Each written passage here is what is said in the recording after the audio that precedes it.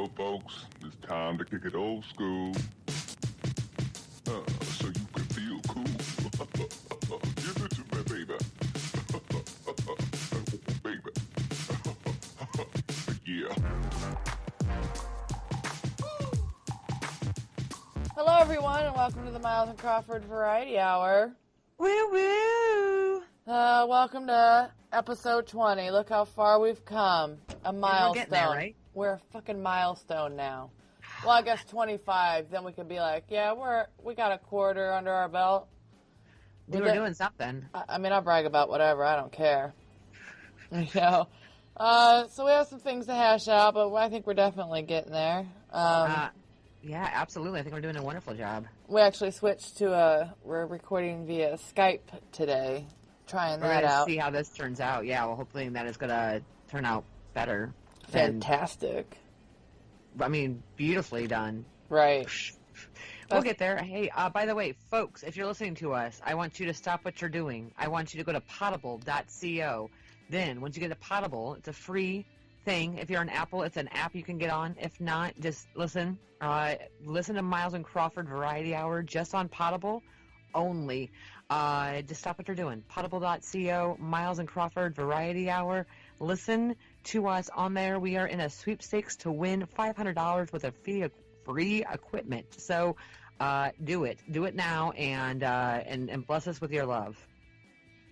Please bless us with your love. I'm just saying it would be really great to win a sweepstakes. I've never won a sweepstakes, so help us cross that off our butt. Against some sports talk, we're up against that sports talk just rocketed up there out of nowhere. Like, you know what? They're killing it. We got not the poop podcast.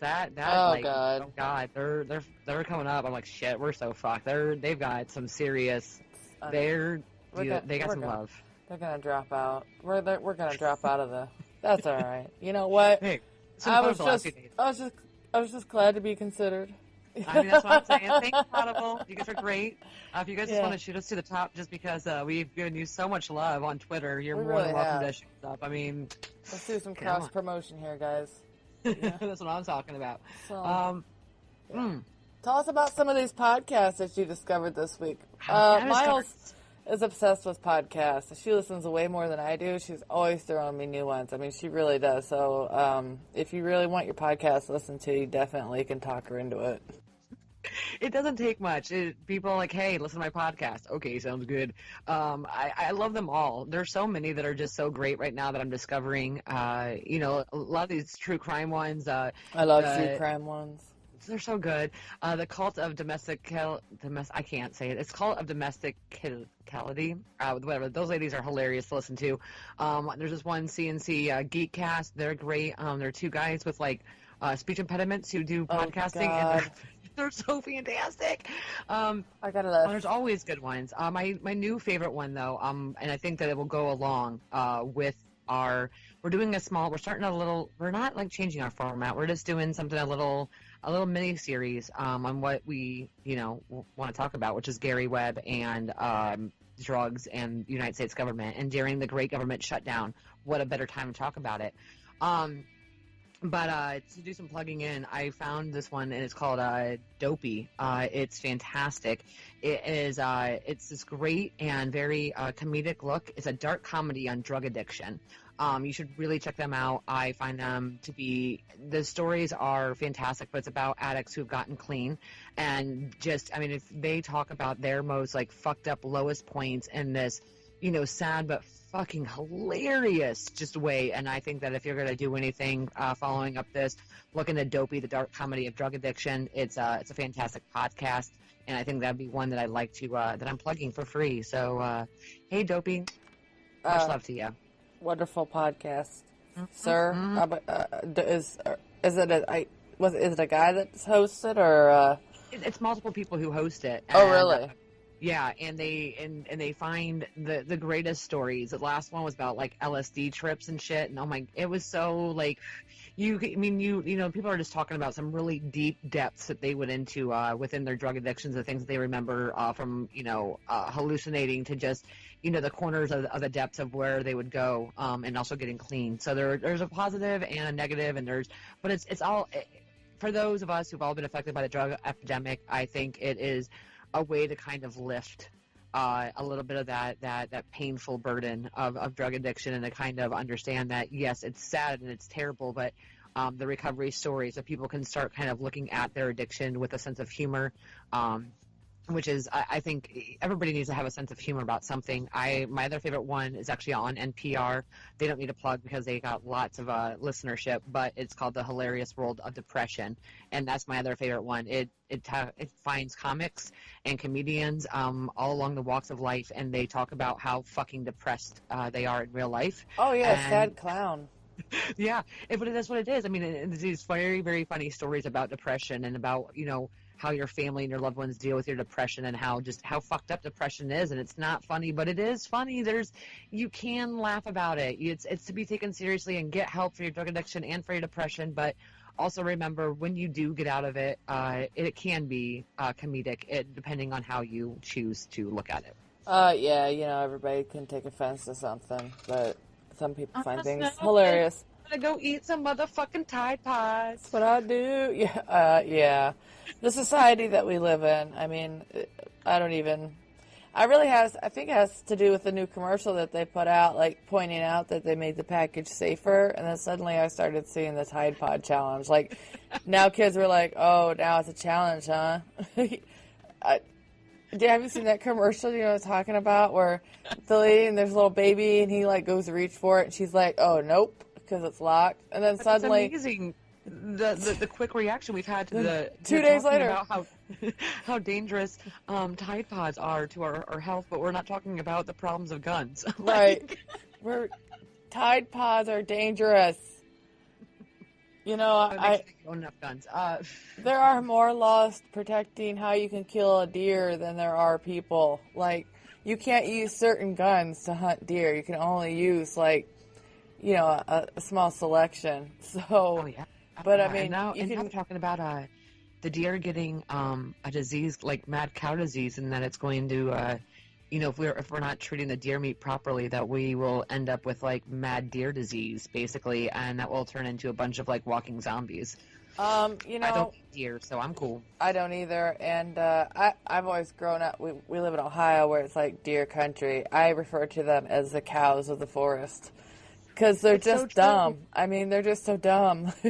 They're blind. They're blind, but they're really friendly around where I live because I'm kind of rural. The rural juror. I don't know if anybody will get that reference from 30 Rock, but that's stupid.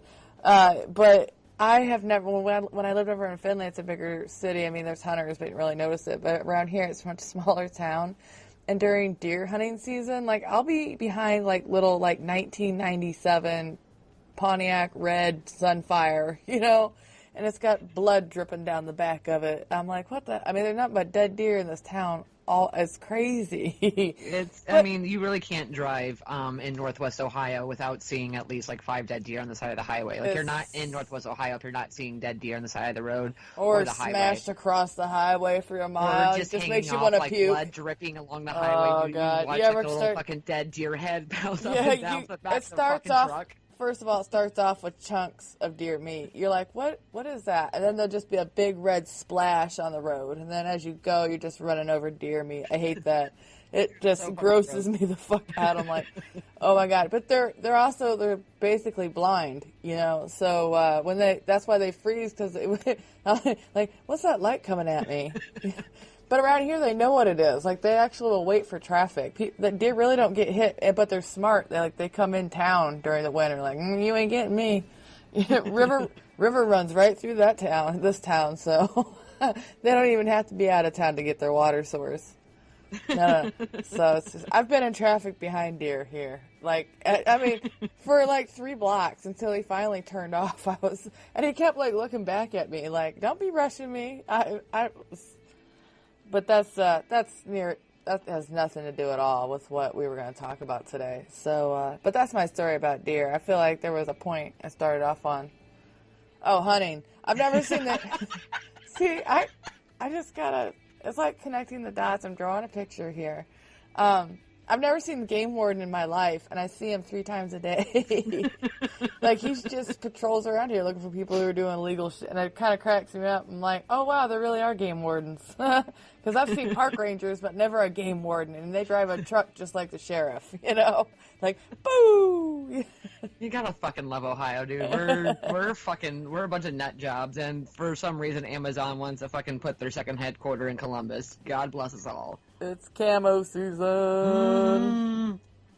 Oh, no, it's not just like camo clothes and camo hats and camo fucking chest freezers and camo refrigerator. Like, dude, people get married in camo around here. Like, it's, y'all got problems. You got problems. You got serious problems, people. We don't have yoga pants here. We have camo pants. Like, it's...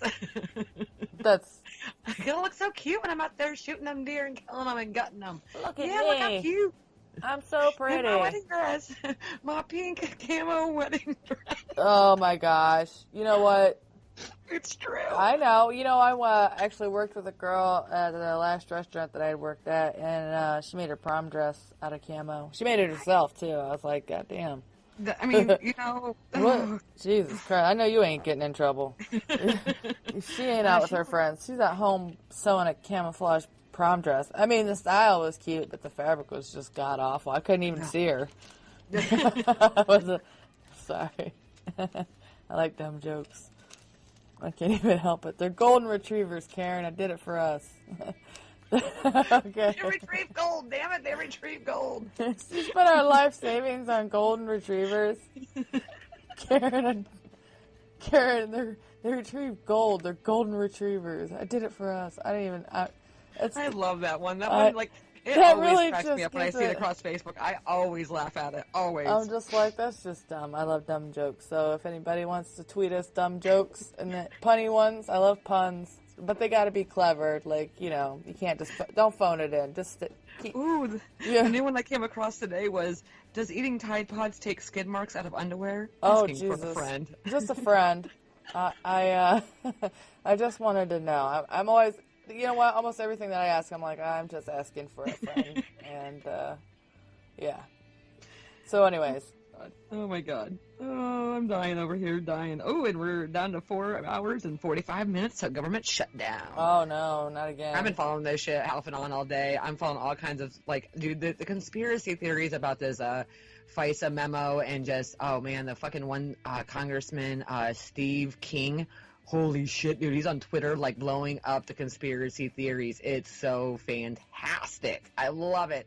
Anyways, we're going to go back to our podcast now. Oh, it has been quite the day, I will agree, social media-wise. Twitter's fun. A lot of people, if they use Facebook, it's taken on a while to... If you don't understand how to use Twitter, I can understand why people don't like it. But once you, like, tailor it to how you know, people you follow and stuff, it's a damn good time. Dude, it's so much fun. I have such a great time. You know, you really... podcasting right now in general, our Twitter feed, I mean, we've gone from the last time we talked to like 350. Now we're at like 405 Twitter followers. Woo woo. Thanks, guys. Love you. I know that, but they've all been great, and they're so interactive with each other. It's wonderful. We can all just kind of banter back and forth, and I'm always, you know, tagging people and shit and whatever. But beyond just the podcast that we subscribe to on my own personal Twitter, I constantly follow the weird fucking conspiracy theorists because, if anything, it's delightful for me. It's full on. It's like better than Reddit sometimes. I mean, it's I like Reddit. So fucking good. And Reddit 2 today was just, oh, they were so all over the government shutdown today and how everybody, I mean, we're just fucked. I mean, at the end of the day, like, let's just be real honest. Get them all out. Like, let's just start from scratch. Like, I think everybody just in their town, like one person per town, like not like a mayor or city council member, we just need to start taking random Joe Schmoes and just electing them into Congress and Senate and being like, dude, whatever you've got is better than what we have. You haven't been there for 40 years. But at the same time, like, oh man, I was so pissed. So I was so drunk the other night, so drunk, and for no reason, like Wednesday night, smashed. And I made this really great Facebook post, and then of course, I don't know what the fuck I did. It went away, but it was great about how we got the government that we deserved. Because in all honesty, people, I hate to break it to you, but we could have changed all this shit. Like you all keep Roy Moore was in the Senate for a very long time before Roy Moore got voted out, and they kept putting him in. And you guys, in general, in Alabama, kept putting him in knowing his past. All these people, like, we actually could demand a term limit for the senators in Congress. We're just too fucking lazy to do it. We could technically make all of these laws change. It has nothing to, well, we don't have the money. It's not about that. Like, come on. Dude, Calm down, you know?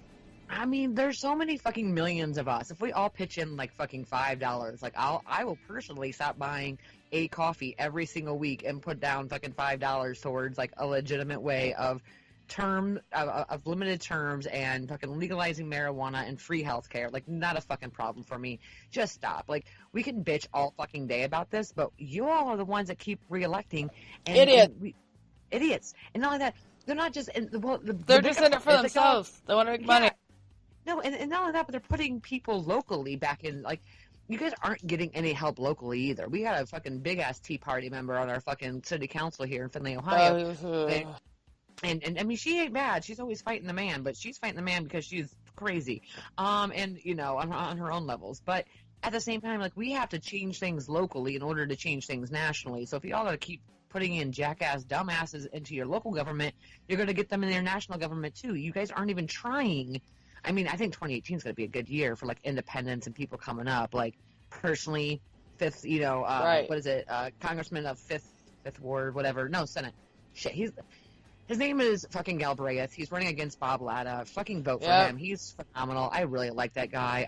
Adam Pappin is running for a House seat. He's like fucking 30, but he's awesome. I've met him. He came to a few of the city council meetings. He's great. Just a cool overall guy. So I mean, we got to make sure that, you know, if there are local independent people that are running, vote for them. Not because like you technically believe in them, but because they will be at least one, a fresh body, two, a different voice, and three, they will actually fight for, you know, us who are making between $30,000 to $70,000 per year, like as a family, like not right. Shit, if me and my husband both are making $70,000, we would be living a hell of a lot nicer than what we are now, you know? I know. I really, yes, I totally agree. Yeah. There would be so many things that would change, but we got to start putting people in. So quit bitching about the government and fucking change the government. Like, quit, just because Elizabeth Warren looks fucking great. I mean, I like Elizabeth, and I know that we all wanted her to run, you know, in 2020, but the more and more I look at Elizabeth Warren, I'm kind of like, meh. I'm kind of cool if you got out and somebody like that was like 35 and that had political experience. I don't want just any Joe Schmo. I don't want any white supremacists. I don't want any Nazis in. You don't want any extremists. I don't want any extremists one way or the other. I want somebody to go in and fucking change and put some term limits out there, and we have to make it happen. We're the people. We run the government, but we just let the government run us, and that's the problem. Like, we are just like, hey, keep voting for bigger surveillance. Keep letting the fucking cops kill our people. We're cool with it, man. We're cool. Get it, Miles. You tell them. So, listen, everybody, we're going to try to, well, this is probably going to be a 2-part series, maybe a 4-part series. I mean, this is a large topic to dive into. This week, a very large one, and then kind of make it smaller and dissect it. That's pretty much what we're doing. So this week we're going to start off with, if anybody's already familiar, the story of Gary Webb, spelled W-E-B-B. If that's 2 B's at the end, if you want to look up any information later. Let's talk about how drugs have become what they are and see where it leads us. Gary Webb was born in Corona, California, but as a military family, he often moved throughout the states. After Gary Webb's father had decided to retire, Gary was able to finish his schooling in Indianapolis and eventually moved to Cincinnati, Ohio, which is, 3 hours away for us or so? In Cincinnati, that is where Gary began his career. Working for newspapers in Kentucky and Ohio, he was winning numerous awards and building a strong reputation for investigative writing. In 1996, Webb is best known for his Dark Alliance series, which appeared in the Mercury News. The 3-day series of articles entitled Dark Alliance, the story behind the crack explosion, told the story of a L.A. drug operation run by Rick Donnell Ross, described sympathetically as a disillusioned 19-year-old who, at the dawn of the 1980s, found himself adrift on the streets of South Central L.A.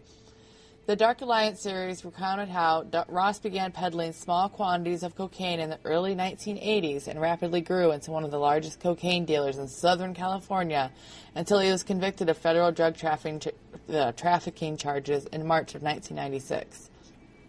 The series claimed that Ross's rise in the drug world was made possible by Oscar Danilo Blandon and Norwin Meneses, I believe, two individuals with ties to the Fuerza Democratica Nicaraguanese. Yes, there we are. Nice job. Fucking cowbell that shit. Ding, ding, ding, ding, ding. Don't worry, I will insert it. Also known as the FDN. One group compromising the Nicaragua. I can never say this. You do this shit to me on purpose. You do. You're like, I'm going to throw this shit at her. Nicaraguan. See, if you don't think about it, you'll just do it. You just clear it. Contras. Blandon and Meneses, per se, reportedly sold tons of cocaine to Ross, who in turn converted it to crack and sold it to in the black communities of South Central Los Angeles. Blandon and Meneses were said to have used their drug trafficking profits to help fund the Contra Army Wars effort. The series provoked outrage, particularly in the Los Angeles African-American community, and led to 4 major investigations of its charges. Interesting fact is that U.S. Representative Maxine Waters did the introduction to the book, Dark Alliance, that came out in 1998. Now, stories have previously been written about the Contras' alleged ties to drug trafficking. For example, on December 20th of 1985, an Associated Press article claimed that 3 Contra groups engaged in cocaine trafficking, in part to help finance their war against Nicaragua. Rumors about illicit activities on the part of the Contras have also been probed in Senate hearings in the late 1980s. However, the Mercury News series contained, or at least many readers interpreted it to contain, a new sensational claim that the CIA and other agencies of the United States government were responsible for the crack epidemic that ravaged black communities across the country. The newspaper article suggested that the United States government had protected Blandon and Meneses from prosecution and either knowingly permitted them to peddle massive quantities of cocaine to the black residents of South Central Los Angeles, or turned a blind eye to such activity. For the better part of a decade, a Bay Area drug ring sold tons of cocaine to the Crips and Blood street gangs of L.A. and funneled millions in drug profits to a Latin American guerrilla army ran by the U.S. Central Intelligence Agency. The Dark Alliance website introduction was altered to read, The Mercury News published a 3-part series in late August that detailed how a San Francisco Bay Area drug ring sold tons of cocaine to the street gangs of South Central Los Angeles in the 1980s, sending some of the millions in profits to the Contras. The series never reported direct CIA involvement, although many readers drew that conclusion. Which is crazy. Yeah, and I think maybe people our age kind of have at least a vague remembrance, or of talking about that the CIA flooded the black community with crack cocaine. So we're talking about going to that rumor. You might want to get your tinfoil hats on, everybody. But I mean, a lot of it has been proven too, though. I mean, it's pretty much it's just known. It's true, But anyways, not to get off on a tangent. No. The tangents are always good. So along with that, the Department of Justice Inspector General's report was released on July 23rd, 1998. According to the report's epilogue, the report was completed in December 1997, but was not released because the DEA was still attempting to use Danilo Blandon as an investigation of an internal drug dealers, and was concerned that the report would affect the viability of the investigation. When Attorney General Janet Reno, determined that you get it, girl. I know, I miss her. She was crazy. Don't get distracted. Sorry. No, the delay was no longer necessary. The report was released unchanged. Although the investigation suffered from various problems of communication and coordination, their success and failures were determined by normal dynamics that affect the success of scores of investigations of high-level drug traffickers. These factors, rather than anything as spectacular as a systematic effort by the CIA or any other intelligence agency to protect the drug trafficking activities of Contra supporters, determined what occurred in the cases we examined. It also concluded that the claims of that Blandon and Menendez, see, I can't say it either, Menezes, were responsible for introducing crack cocaine into South Central Los Angeles and spreading the crack epidemic throughout the country were unsupported. Although it did find that both men were major drug dealers, guilty of enriching themselves at the expense of countless drug users, and that they had contributed money to the Contra cause, we did not find that their activities were responsible for the crack cocaine epidemic in South Central Los Angeles, much less the rise of the crack through the nation, or that were a significant source of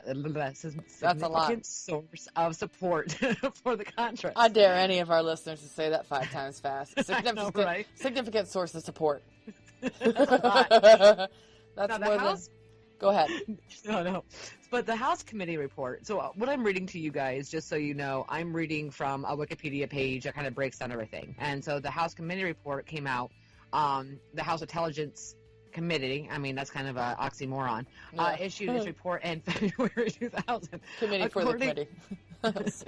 I'm sorry. The redundancy of our government just cracks me up sometimes. The committee that oversees the committee of committees. It's so true. It's so they cost us trillions every year. Mm-hmm. So according to the report, it used Webb's reporting and writing as key resources in focusing and refining the investigation. Like the CIA and Justice Department reports, it also found that neither Blandon or Menendez or Ross were associated with the CIA. Examining the support that Menendez and Blandon gave to the local Contra organization in San Francisco, the report concluded that it was not sufficient to finance the organization, and it did not consist of millions, contrary to the claim of the Dark Alliance series. Gary Webb was found dead in his Carmichael home on December 10th, 2004, with 2 gunshot wounds to the head. 2 gunshot wounds to the head. Just two. His death was ruled a suicide by the Sacramento County Coroner's Office. I'm not laughing, but like 2 gunshot wounds. Like you took some, I mean, you shot yourself once and then shot yourself again. Like you either had fucking terrible aim. Like I don't want to see, but I want to see like the gunshot wounds. Show us. You know what? We probably could find them. I'm sure they took pictures. True Crime Alliance get together. So after a local party reported that he had died from multiple gunshots, the coroner's office received so many calls asking about Webb's death that the Sacramento County Coroner Report, Robert Lyons, issued a statement confirming Webb had committed suicide. When asked by local reporters about the possibility of 2 gunshots being a suicide, Lyons replied, "It's unusual in a suicide case to have 2 shots, but it has been done in the past and is in fact a distinct possibility. My guess, side note, is the reason that any other time that there was 2 gunshot wounds to the head was because it probably was our fucking government killing people, okay?" You think? Oh, yeah. News coverage noted that there were widespread rumors on the internet at the time Webb had been killed as retribution for his Dark Alliance series published 8 years before. But Webb's ex-wife Susan Bell told reporters that she believed Webb had committed suicide. "Quote unquote, the way he was acting, it would be hard for me to believe it was anything else but suicide," she said. According to Bell, Webb had been unhappy for some time over his inability to get a job at another major newspaper. He had sold his house the week before his death because he was unable to afford the mortgage. After Webb's death, a collection of his series from before and after the Dark Alliance series were published. The collection, The Killing Game, selected stories from the author of the Dark Alliance, was edited by Webb's son Eric. It is still now up for debate whether or not Gary Webb was in fact killed or had committed suicide. The conspiracies that surround this are pretty heavy-heated. In fact, there was a movie that was made called Kill the Messenger that was based off of Gary Webb's story. Oh, and if you have not watched it, we should. Or have you watched it, Crawford? Yeah, I've seen it. Oh, well, shit. I have no life. I love to watch movies and TV. So. No, it's okay. I'm a buff. Right? So when we look here, watch, Gary's story, we can't help but to think, is it true? After all, our government is not, exactly known for having very high standards. Right. And by the way, I apologize for my jacket. As an FYI, it is only 35 degrees in Ohio, and I am broadcasting shivering. Well, it's actually not too shabby. Because I went to the gym prior to all this, so I'm still pretty warm from that. But I got my jacket, my heat blanket, my heat pad on my bum. But you can hear my jacket moving around, so I will apologize for the jacket noise. Oh, I actually couldn't hear it at all. You've been very clear today. While you were talking about wanting to see the bullets to his face, I actually did a Google image search and I sent it to you on Facebook. Oh. So if you want to look at that real quick while I talk to everybody about this next part here, and then you can break in I'm gonna look when at that you're shit. ready. Yeah, but so as Miles was saying, when we watch Gary's story, we can't help but think it's true. So, our government's not known for having very high standards or morals or ethics. I guess those are all in a group together, but whatever. In fact, we all know about the stories that came out of Vietnam, and currently we know that a huge problem with heroin is back and on the rise due to the rise in opiate prescription. From Vietnam to South Central to Ohio, the generations may have changed, but the problems all started with our government's inability to take responsibility for its actions, its soldiers, and most of all, the lining of pockets with money. We know that a majority of all drug problems came from laws set in place against those of race and poverty, and we also know that our government and police have problems planting drugs on victims to reach their end-all goal. We also recognize that we are not the only nation with a severe drug epidemic problem and a government that is being controlled by it. Now we are attempting to put into place a Just Say No program that failed miserably in the early into mid-90s, and although Drunken No is working on the Indirect Act, which is to improve the ability of U.S. Customs and Border Protection to interdict, I think it is, fentanyl, other synthetic opiates, and other narcotics and psychoactive substances that are legally imported in the United States and for other purposes. This act may be cited as the International Narcotics Trafficking Emergency Response by Detecting Incoming Contraband with Technology Act, or the Interdict Act. Interdict. I hope that's the way it's fucking said. Oh my God. I said that a little bit slow just because it was so long, just to get each word, because I tend to talk fast, so. But, I hey, like it. I mean, I think interdict is the way to really put it. Interdict, I can't help it. Hey, what'd you think of that photo now that you got to see it? Put your tinfoil hat on. Okay, tinfoil hat. Okay, so from what I'm seeing of this photo, and by the way, if you contribute to our Patreon, we'll put this in some of our shit, but we have to give money into that. So donate to our Patreon, and we'll show you some gruesome pictures of Gary Webb. Yeah. Woo! Yeah. But, okay, so what it looks like, in my opinion, is that somehow or another he shot himself in the side of the head, and then he's got some extra gun residue shellings in his ear and on the side of his face.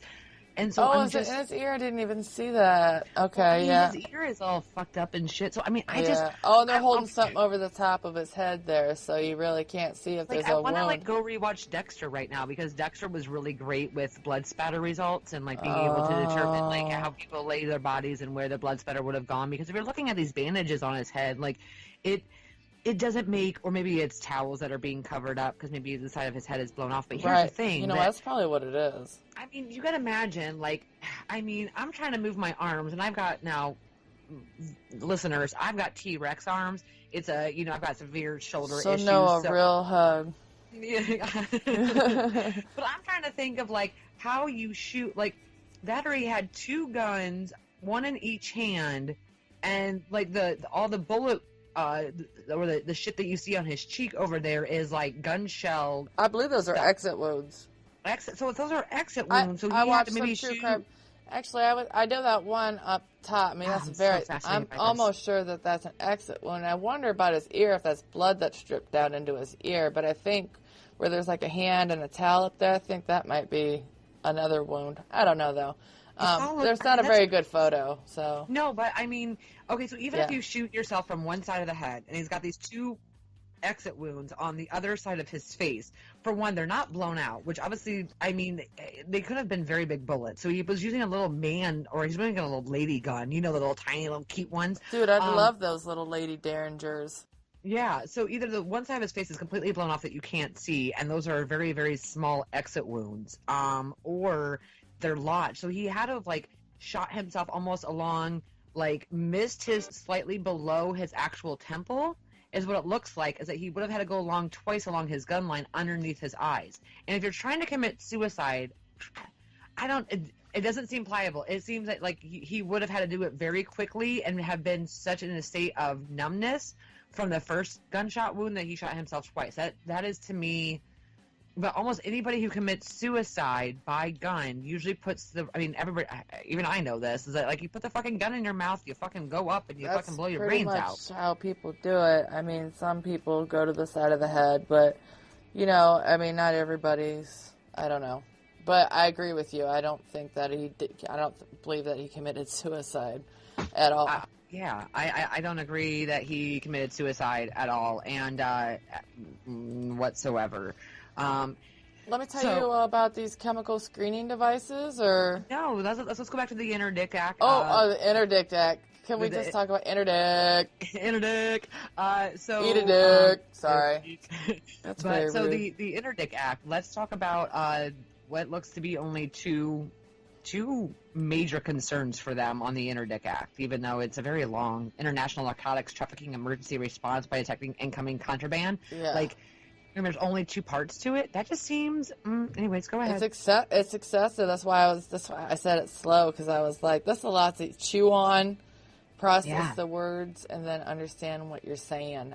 And I was like, is that interdict? I mean, interdict. That's not even a real thing. No. All right. So let's talk about chemical screening devices. You want to talk about that? Oh yeah. I will. I'm just saying. I was just wondering unless you wanted some more interdict. I mean, that's an interdict. Back to interdict. No. So the term chemical screening device means an infrared you're an asshole. Photometer, mass spectrometer, a nuclear magnetic resonance spectrometer. Ramen, you did this on purpose. I know you did. You know what? You got the thesaurus out and you right click. Like, what can I make this bigger? Spectrophometer. I'm gonna say it like that. You know what? I feel like people should just donate to get me speech lessons. Look inside your heart, people. Oh, I'm sorry. I'm not trying to laugh. No, it's so great. Literally feel like I honestly did not. I actually was like, I wanted Crawford to really, get into this because you're great at things, at everything. If everybody does not know this, Crawford is like, she can do anything. It's ridiculous. Like, she is like a woman of like 9,000 abilities, and it's ridiculous. Like, you should get paid like $100,000 for like all the weird shit you know how to do. I know. So, I am a man of many talents. A jack of all trades, but master of none. I know a little bit about everything, but not a lot about one thing. But I was just like, hey, I honestly just took it, copied and pasted, and not thought about. I know what they are. That's what's funny, is it's just I'm not used to being like spectrophometer, or other scientific instrumentation able to collect data that can be interpreted to determine the presence of fentanyl. Other synthetic opioids, and other narcotics and psychoactive substances. Number 2, express consignment operator or carrier. The term express consignment operator or carrier has a meaning given that term in Section 128.1 of Title 19 Code of Federal Regulations, or any similar successor regulation. They are authorized to be appropriated to the Secretary. $15 million? Is that really $15 million? That's insane. To ensure that U.S. Customs and Border Protection, 1, has sufficient resources and personnel, including scientists, available during all operational hours to prevent the unlawful importation of fentanyl and other synthetic opiates and other narcotics and psychoactive substances, and 2, is provided with sufficient chemical screening devices to facilitate the effective and efficient detection and identification of such substances. So we know that he is working on a bill for drugs coming into this country, but nothing about the drugs that are already here. Like Drumpkin likes to do, make it look like he's doing something he's not. However, we still have to get back to where we started. And I think that, this is why I really want to get into turning this into like a... My cat just joined me out in the garage, and now she's trying to climb a broken screen. I hear her a little bit. Bitch, you crazy. She's You very fucking pretty. dumbass cat. She's so stupid. I love her. Maybe we'll share our cats on Catter Day. It'll be on our Miles and Crawford Twitter and Facebook. It's Miles and MC Variety Hour Catter Day. Saturday. No, so my little pumpkin butt over here is she hasn't been. She was outside earlier today. I really need to get her fixed. I haven't gone to pay to do that. I'm terrible. Anyways. So she hasn't gotten spayed, so it is what it is. But we let her outside from time to time, and she hasn't been out in the garage since it's been cleaned. And so now she's having like a heyday, and I'm just kind of keeping an eye, like, oh that's god. like when you clean your kids' room, and they just go in there and they're like, oh my god, I love it. I mean, I kind of remember that from when I was a kid. It's like everything was new again. Someone cleans your office, you're like, oh, I forgot all about that toy. I'm gonna just fuck with it. So now I think the cat's just gonna be out here fucking with shit. So if you hear some shit get knocked over, it's my asshole cat.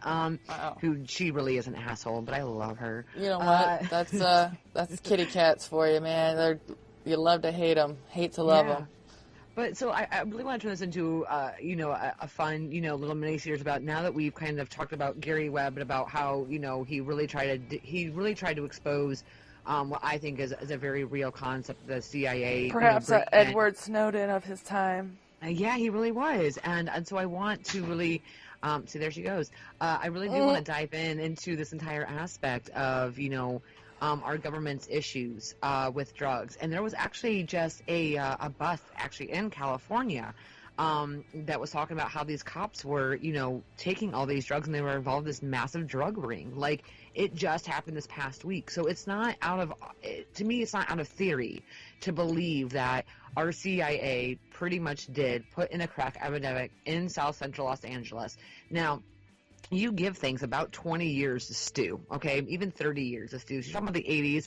I'm in my mid-30s, getting ready to hit 35 here soon. She's very upset about it, everybody.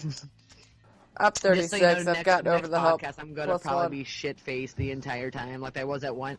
Remember that one episode where I was like... we should do it on your birthday top 35 list of whatever, celebrate you all the way down to number one. Oh, and the number one thing I love about turning 35 is...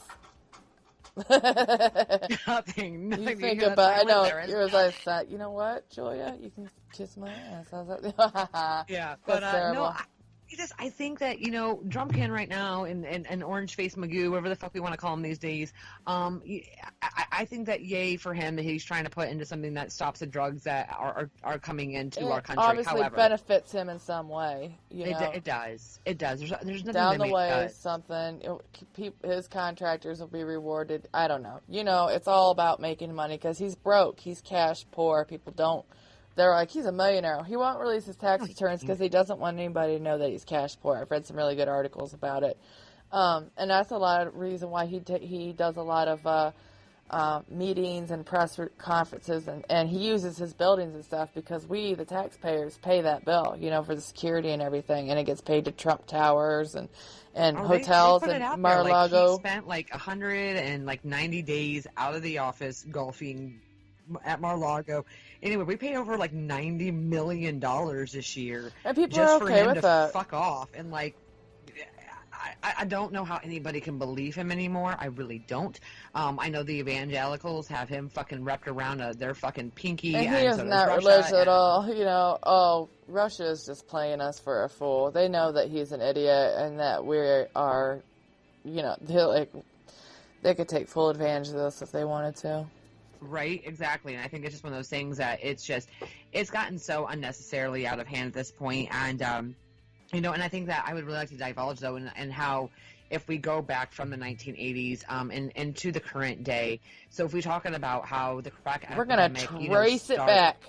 Yep, and exactly. And that's what I want to do over the next, 2, maybe 3, who knows, podcast is that, really diving in because I think, especially in Ohio, we are definitely feeling the opiate epidemic. And don't get me wrong, I understand that nobody gave a fuck about the opiate epidemic until it started affecting white people. Trust me, I fucking get it, and I agree with that 100%.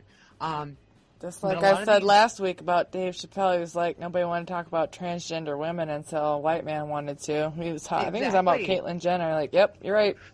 I think that's you said. You made a comment, and that made me think of it, and I brought that up. So yeah, You just No, connecting and I them ended up dots, rewatching it, Miles. actually. Funny, the next day, after we got done podcasting last Friday, and the following Saturday, I had one of my girlfriends over staying the night. So I was like, hey, we're watching Dave Chappelle. And, but there's so many things that are going on that if we look at, how these things kind of started, and anybody who watched The Wire, there was a series on HBO called The Wire.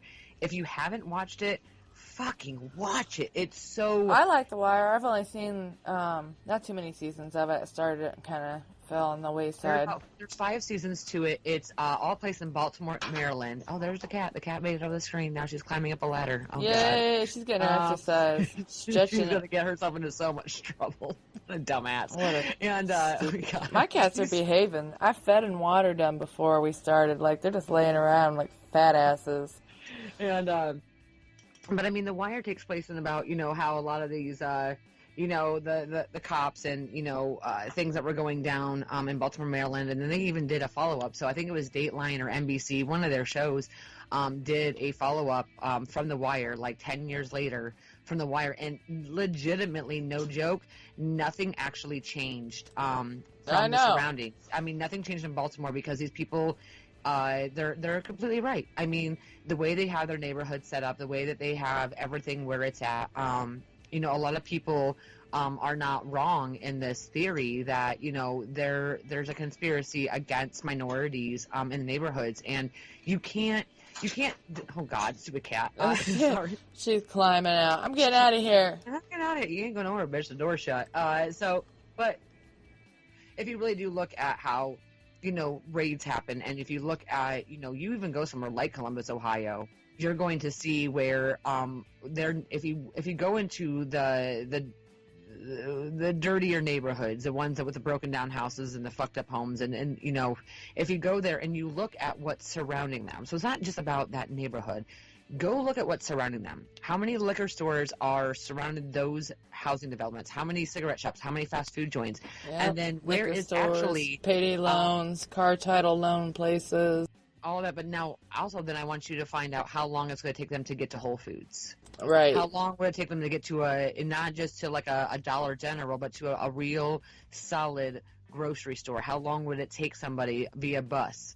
From one end to the other, and all those things. If they even have public transportation, because Finley don't. Oh, fuck no, God no. I mean, we want to keep them poor as shit.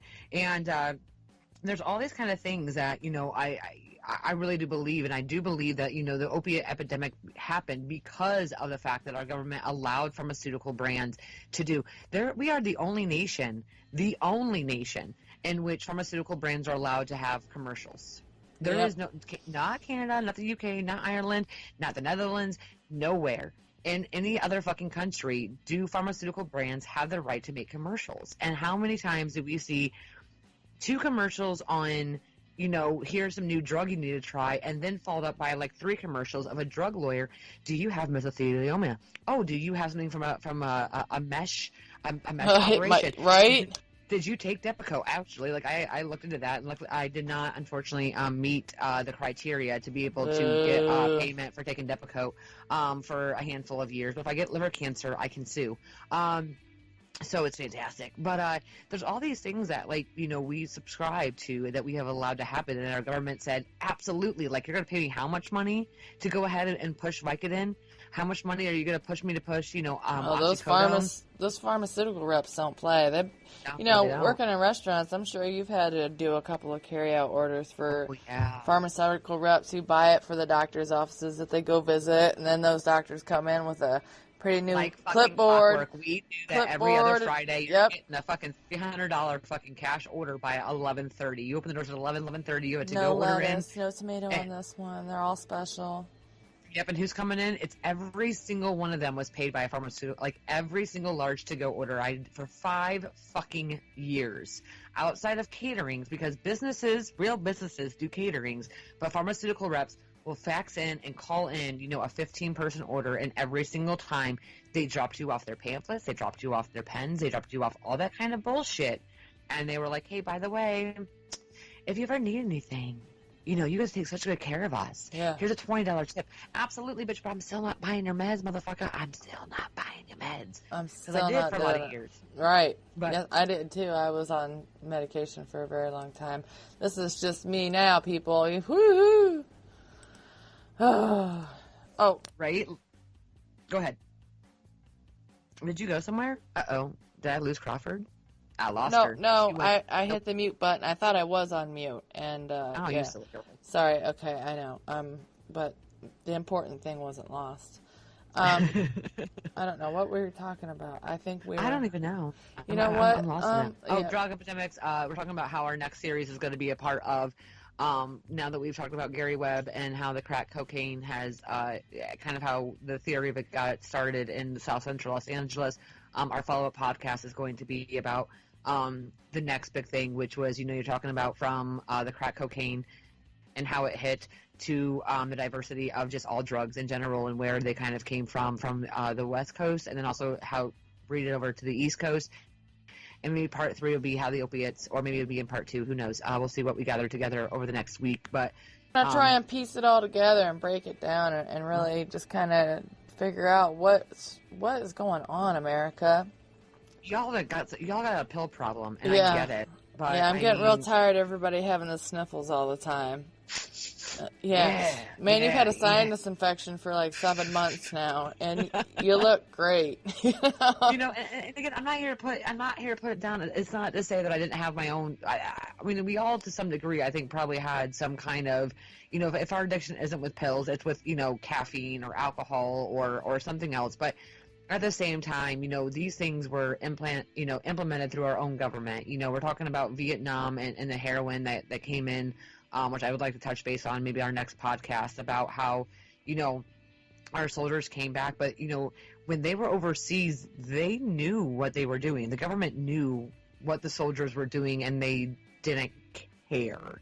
Like, they didn't care about a lot of these things that have been happening on, and that's why you see a lot of these, the veterans who who came back really fucked up. I mean, I had an uncle who he never got over Nam, and he became so addicted to drugs. I mean, it eventually, he died, what was that, 5-6 years ago, but he never could truly get off the meds. He never could truly get sober. He couldn't do all these things because of all the things that happened to him for his 1.5-year stint in Vietnam.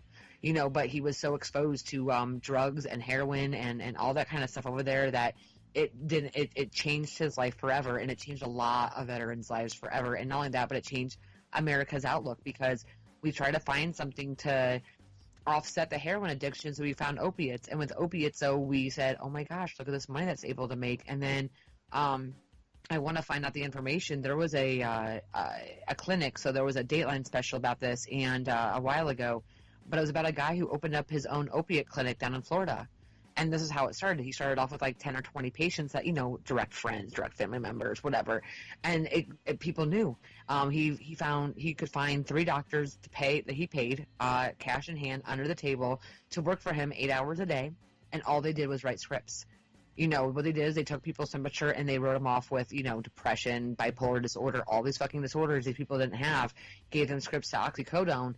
And next thing you know, this guy was like up to like fucking 1,400 patients in less than a year. He went from working out of a garage to working into a fucking full-size, like, football field-style stadium where they could take in, 1,000 people a day, writing them scripts for, fucking 40 fucking oxycodone a week.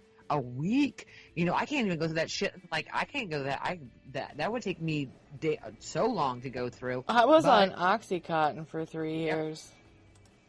Yep. Ooh. Yeah. See? Yeah, that shit gets... I was on, my doctors gave me everything from Xanax and Paxils and Zolofts and fucking, I would have the Oxys here and there and the Vicodins. And literally, I was a guinea pig for a lot of years because of my epilepsy, and they didn't know why I had it. So they were like, fucking try this drug. Oh, you're depressed because of this? Try this. Oh, now you're anxious? Try this. Oh, yeah. And then I had medication to offset the other medication. I was taking like 6 medications, and I was like, this is, you know what? I'm good. It took me a while to get right, too, but I'm okay. Yeah, we're all good now. But mine was 18 pills a day I took for about 3.5 years. And then, and then one day I said, fuck this shit. And I went through what I would, not withdrawal. completely, Yeah, the withdrawals were bad. I mean, locking myself in bathrooms, crying, rocking back and forth, vomiting, the whole works. And then even if they're not opiates, man, then. even just maintenance meds, if you ramp up on something and then you're supposed to go cold turkey off it, it's just as bad. I had a maintenance med that I had to ramp up onto, and then my insurance wouldn't pay for it. It was $250, and I felt so, I mean, I wasn't puking or anything, but I mean, I just did not, in the brain, like, I just did not feel right, because it was a medication to help, you know what I mean, like, just pissed me off. It's supposed to make you feel better, but it doesn't. It makes you feel worse, and then they get the chance to give you more medication to make you feel better. So, it's a vicious cycle, and we definitely want to dive into this a lot further, and we'd like to have some feedback. I know that I've reached out a little bit, but I haven't gotten much feedback. So my goal is the next week is to really hit hard social media and kind of get some stories from other people or maybe their other family members back in the day and what they feel happened with, the epidemic of drugs and how people overcame it. What the fuck is my cat doing? Sorry, my cat is being super distracted. He's banging your gong of death. Oh, yeah, there she is. She's like, what's over here? She's getting into all kinds of tools right now, dumbass. She's a tool. She is a tool. Oh, I love you, little pumpkin butt. I know, she's a little sweetie. Oh, do you hear that? I live across from a nursing home, so there's always people dying over there. Aww. I know, it's always sad, but I mean, I've been here for 5 years, so you tend to be like, there goes another one. Bed just opened up. But you know what? Hey, Crawford. Yeah. Hey, how can people take care of us? How can people take care of us? First of all, they can go to our Patreon account and donate, and we'll send them a sticker. Absolutely. Also, we Podbean. Now that we're fully subscribed and we are the full pro members of Podbean, you can actually donate through Podbean. That's right. Yes, you can. Yes, you can. What else? I'm trying to think if I think those are the only two sites that we do donations. I don't think we have a donate button on our website, but maybe we should look into that too. We should. I think there's a little plug-in for that. Anyways, not to get off again. Sorry. Yeah, you guys can support us on Patreon. What the heck, man? She's like, can I talk? Can I get a word in? I tried to be polite about it, but obviously this ain't working. Yeah.